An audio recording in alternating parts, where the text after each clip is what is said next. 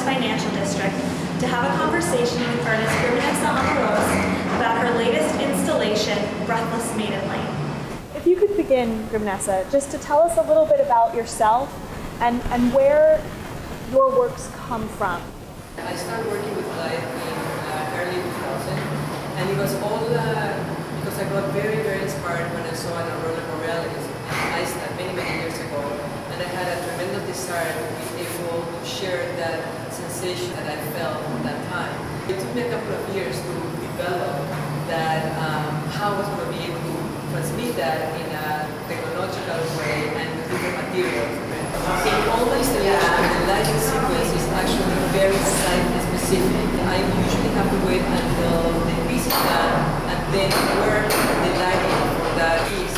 Our viewers may notice people walking around in the background, and that's because we're in a public space. And so I'd like you to speak a little bit about the importance of site specificity to yourself, and also how the changing architecture of a space can impact the work.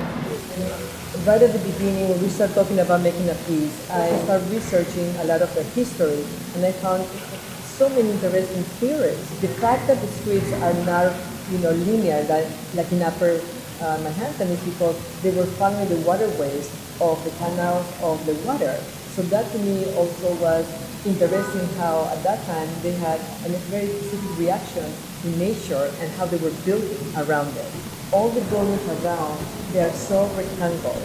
And so I thought that it was going to be a very interesting parallel between the organic way that the piece is installed and the architecture. It was sort of like a very nice balance. I think you bring up a really interesting point, the organic nature of the installation process. Can you tell us a little bit more about that? Because with technology, I think often there is an assumption that the human kind of intuitive part may get lost, but that is certainly not the case here. When you arrive to the space, you certainly encounter a lot of other, parallels that they might have not been, in a CAD, in a plan, or even when you came to observe the space. It's the actual moment when you're installing. Basically, in my case, I become one with the space.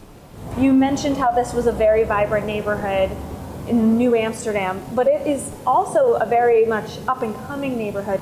And at night, this work really illuminates a lot of the street. So I know you were thinking about the past, but were you also thinking about the present community that lives and works here? When you come at night, how indeed it gets reflected, even to the, building across. So that is something that you cannot plan. It happens. I thought it was a very interesting point of focus for the future to come. So thank you so much for spending some time. And I really encourage anyone who's watching this, if they're in New York in 2014, to come to 125 Maiden Lane, because it will be on view for a full year. And the work is very different if seen during the day and at night. And thank you so much, Grimnessa. Thank you for the